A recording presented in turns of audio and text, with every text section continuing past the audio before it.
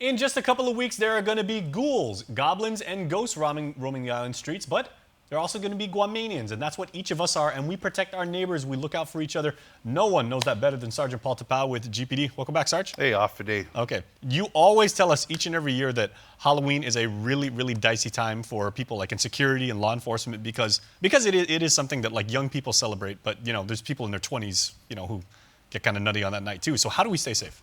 Yeah, I want to start first with the kiddies.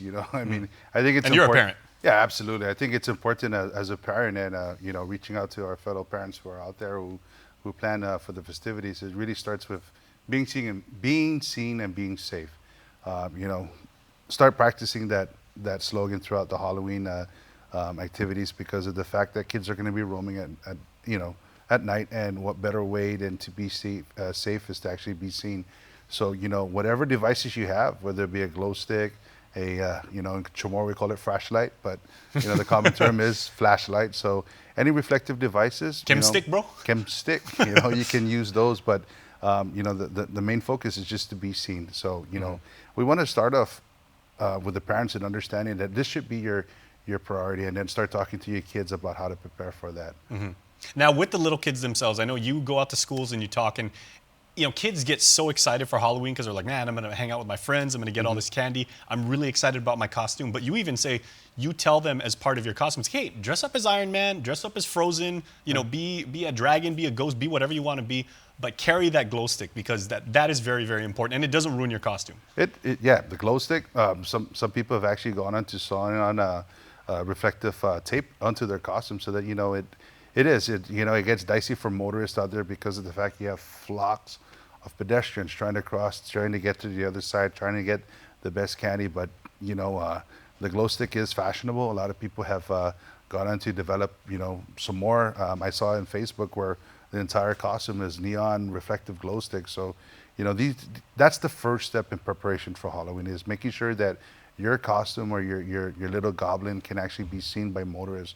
Try it out. Just put an object in front, put the glow stick or the chem light in front, and see what works best. Make safety fun for the kids. It is. Having them hold the flashlight and telling them this is your lifesaver, Luke.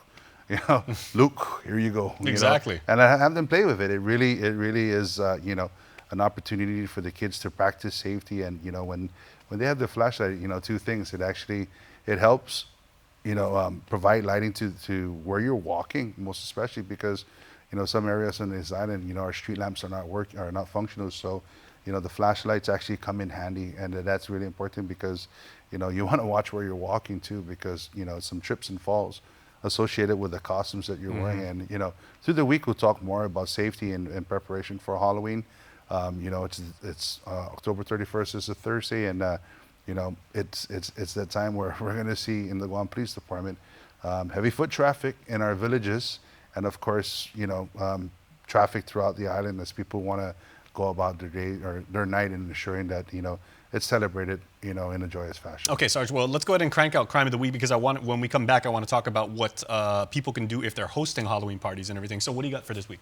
This week is a burglary that happened up at or down at the village of Zonia, M.U. Lujan Elementary School. The kids were victims of a burglary. So please, if anybody has any information, submit a tip online, and help the students at MU Lujan, really bring justice to what had happened to their school. Okay, Jonia is a wonderful village, so let's help the people down there find that justice. Here's what you need to know.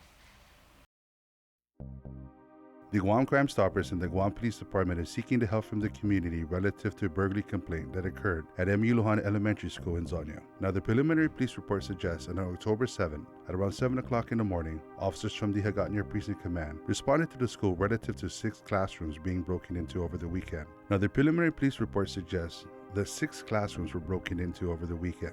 Now, the Guam Crime Stoppers is reaching out to the community for their help relative to this case. If you have any information about this case, please call the Guam Crime Stoppers at 477-HELP or text 688-STOP. You can also visit our webpage at www.guam.crimestoppersweb.com or call the Guam Police Department at 475-8615, 6 or 7. Guam Crime Stoppers wants to remind the public that we do not use caller ID and you do not have to leave your name. You can receive a cash reward of up to $1,000 if the information provided leads to the arrest and conviction for the person or persons responsible for this crime or any other crime.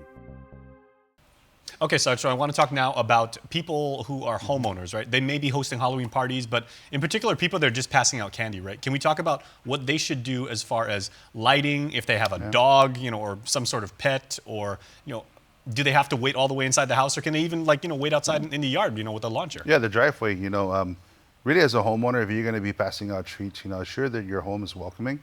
Assure that there's no obstacles that may cause trips and falls, because people are going to be, you're going to see an influx of pedestrians walking up to your driveway. So really to eliminate that, what you have inside your property, come out of the furthest part of your property, set up the table outside so that, you can actually catch the kids, the ghouls and goblins as they're actually making their way through the sidewalk. It makes it easier.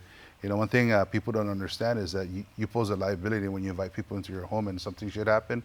You're technically responsible for, their safety and security too. So, that's legally that's on you as a homeowner, right? Absolutely. Okay. So, that's one thing to consider.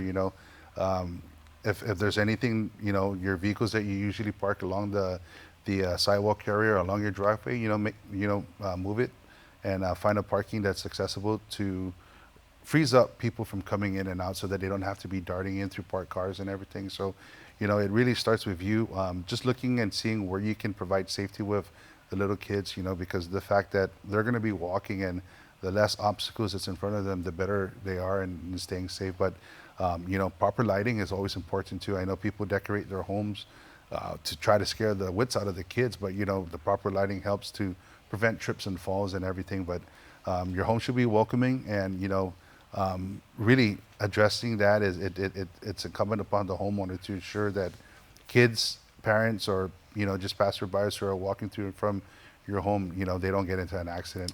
Now, what about slippery driveways? Because some people, it has been the rainy season. Some people, they may have not water blasted in a couple of years and everything like that.